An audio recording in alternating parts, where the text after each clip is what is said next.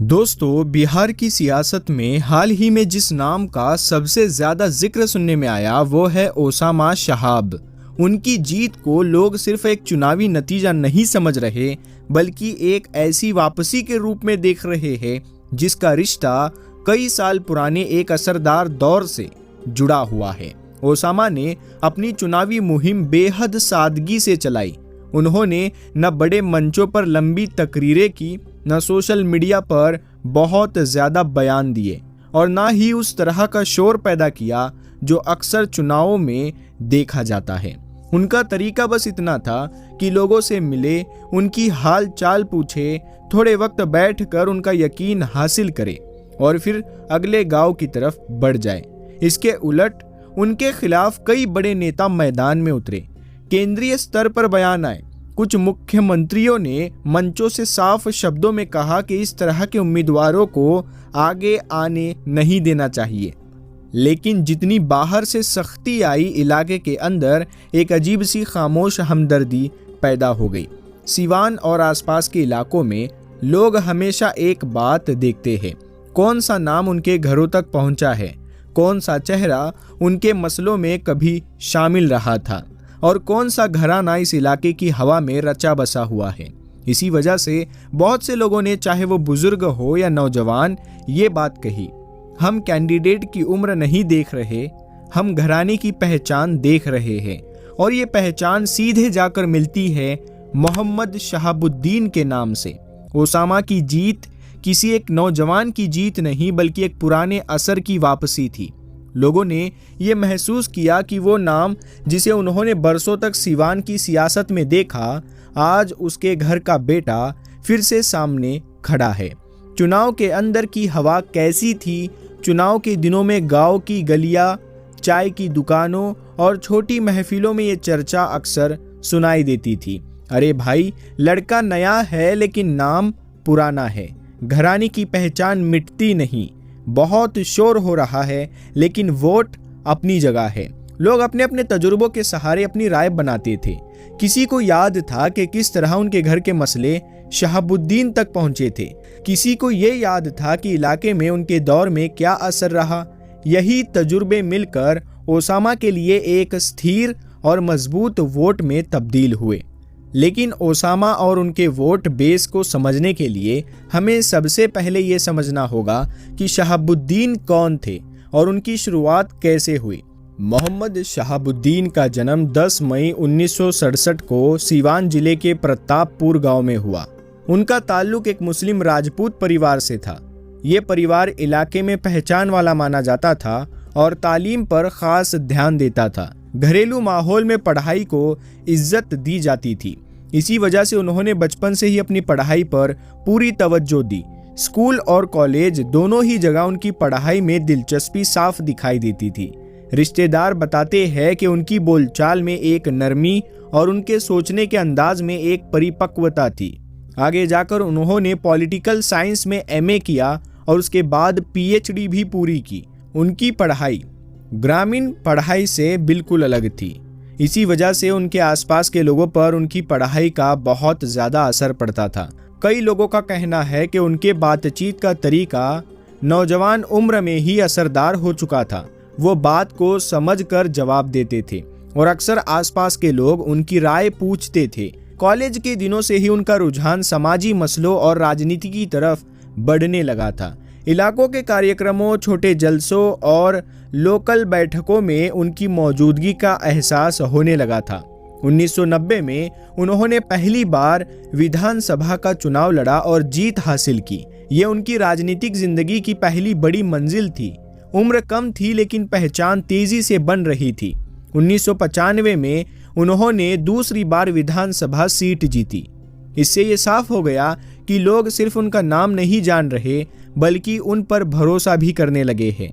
1996 में उन्होंने लोकसभा चुनाव में हिस्सा लिया और सिवान से संसद पहुंचे। ये वो मुकाम था जहां से उनकी पहचान लोकल से निकलकर राष्ट्रीय स्तर पर जाने लगी। इसके बाद उन्होंने लगातार चुनाव जीते और 4 बार सांसद बने। उनका ये दौर उनके राजनीतिक उभार का समय था। इसी दौरान उनका रिश्ता इलाके से और गहरा हुआ। दिन भर लोग उनसे मिलने आते, अपने मसले बताते और वो धीरज से उनकी बातें सुनते। इलाके के लोगों की निगाह में वो सिर्फ एक नेता नहीं बल्कि ऐसा चेहरा थे जिससे मिलने पर थोड़ा सुकून महसूस होता था। ये ज़्यादा मायने नहीं रखता कि मामला क्या है, ज़मीन का, परिवार का, पढ़ाई का या रोज़मर्रा की कोई दिक्कत। लोग अक्सर कहते थे उनके सामने बात रख दो, कोई ना कोई राहत निकल आएगी। उनकी सबसे बड़ी ताकत उनका लोगों से रिश्ता था। वो बड़े नेताओं जैसा दूरी बनाकर रहने वाला अंदाज नहीं रखते थे। उनसे मिलने के लिए किसी बड़े दरवाजे या ज़्यादा इंतज़ार की ज़रूरत नहीं थी। ये बात गांव और कस्बों में बहुत तेज़ी से फैलती गई। बहुत से लोग बताते थे कि उनके दौर में छोटे छोटे झगड़े लंबे नहीं खिंचते थे। इस वजह से उनकी लोकप्रियता धीरे धीरे एक मजबूत पकड़ में बदल गई। शहाबुद्दीन जब लोकसभा तक पहुंचे थे, उस वक्त उनकी पहचान सिर्फ एक चुने हुए नेता की नहीं थी। इलाके के बहुत से लोग उन्हें एक ऐसे शख्स के रूप में देखते थे जिसके दरवाजे पर कोई भी जा सकता था। उनकी मुलाकात का तरीका भी अलग था। वो लोगों की बात ध्यान से सुनते थे, मसले को समझते थे और कोशिश करते थे कि किसी तरह उसकी राह निकल आए। सीवान और आसपास के गांव में ये बात आम थी कि सुबह से लेकर शाम तक लोग उनके दरवाजे पर मौजूद रहते। वो अपने घर या दफ्तर में बैठते और वहाँ रोज एक तरह की हलचल बनी रहती। लोग कहते हैं कि उनसे शिकायत करे तो जवाब जरूर मिलता था, कभी छोटी मदद की शक्ल में, कभी सलाह की शक्ल में, कभी किसी दफ्तर में बात कराने के तौर पर। ये सब बातें धीरे धीरे उनके इलाके में असर को बढ़ाती चली गई। लेकिन जैसे जैसे उनकी ताकत बढ़ी, वैसे वैसे उनकी छवि पर सवाल भी उठने लगे। कई मामलों में उनके नाम का जिक्र हुआ, कुछ मामलों में उनके करीबियों पर आरोप लगे और धीरे धीरे ये मुद्दे राजनीतिक बहस का हिस्सा बन गए। सीवान उन दिनों बिहार की सियासत में एक अहम केंद्र माना जाता था। हर बड़ी पार्टी चाहती थी कि सीवान की हवा उनकी तरफ हो, लेकिन इलाके की सच्चाई ये थी कि बहुत से लोग अपने मसलों को लेकर सीधे शहाबुद्दीन के पास जाते थे, इसीलिए उनकी पकड़ कम नहीं हो रही थी। उनकी जिंदगी का सबसे बड़ा विवाद 2004 का तेजाब कांड था। इस मामले ने पूरे बिहार की राजनीति को हिला दिया।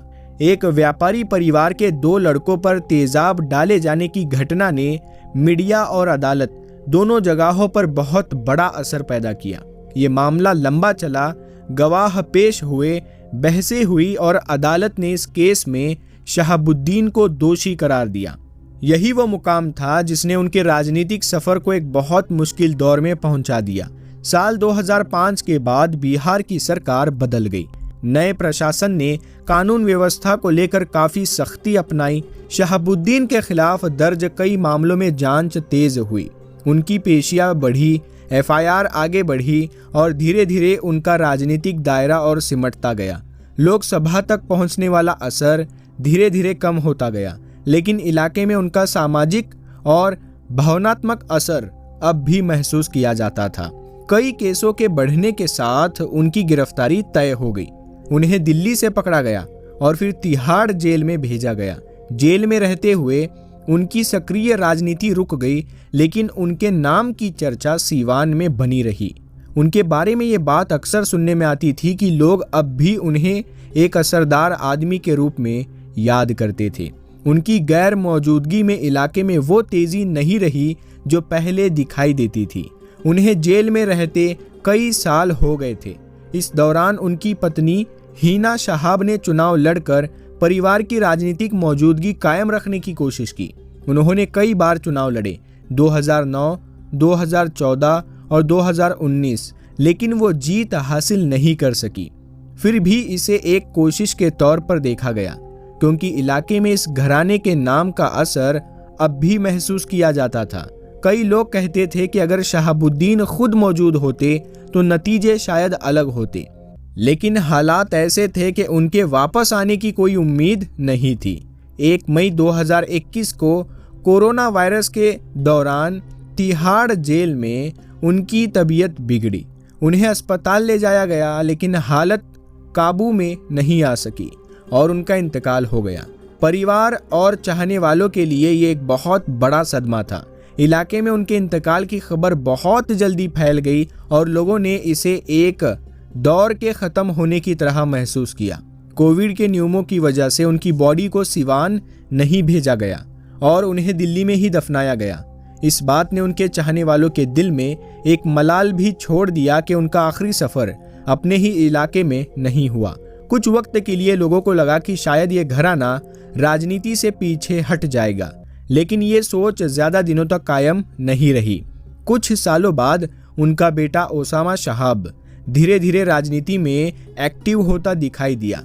उम्र कम थी, सियासी तजुर्बा भी बहुत नहीं, लेकिन लोगों के दिलों में घराने का नाम पहले से मौजूद था। जब वो चुनाव मैदान में उतरे तो उनके खिलाफ जोरदार मुहिम चलाई गई। बड़े बड़े नेताओं के बयान आए, मंचों से उन्हें लेकर सख्त बातें कही गई, लेकिन जितनी सख्ती बाहर से आई उतनी ही नरमी और हमदर्दी इलाके में बढ़ती गई। लोगों ने यह महसूस किया कि शायद इस परिवार के साथ अन्याय हो रहा है। ये एहसास धीरे धीरे एक खामोश वोट में बदल गया। जब नतीजे आए तो ये साफ हो गया कि शहाबुद्दीन की विरासत अब भी इलाके में जिंदा है। ओसामा की जीत ने यह साबित कर दिया कि कुछ नामों की पकड़ वक्त के साथ कम नहीं होती। बहुत से लोग ये कहते हुए मिले, लड़का नया है लेकिन उसका घराना पुराना है, हमने नाम पर वोट दिया है। ये सिर्फ एक सियासी जीत नहीं बल्कि उस दौर की यादों की वापसी थी जिसमें लोग महसूस करते थे कि उनके मसलों को सीधा सुनने वाला कोई मौजूद है। अब जो तस्वीर सामने है उसमें ओसामा को अपने काम और अपने अंदाज से अपनी खुद की पहचान बनानी होगी। विरासत का एक सहारा है, लेकिन असली मुकाम अपने कामों से हासिल होता है। अगर वो लोगों तक पहुंचते रहे, उनकी बातें सुनते रहे और अपने नाम को एक नई दिशा दे सके तो आने वाले दिनों में उनका सफ़र लंबा हो सकता है। प्यारे दोस्तों, आप लोगों को इस बारे में क्या लगता है, आप कमेंट करके ज़रूर बताइएगा। हम मिलते हैं आपको अगली वीडियो में, तब तक के लिए अपना ख्याल रखिएगा। अस्सलामु अलैकुम।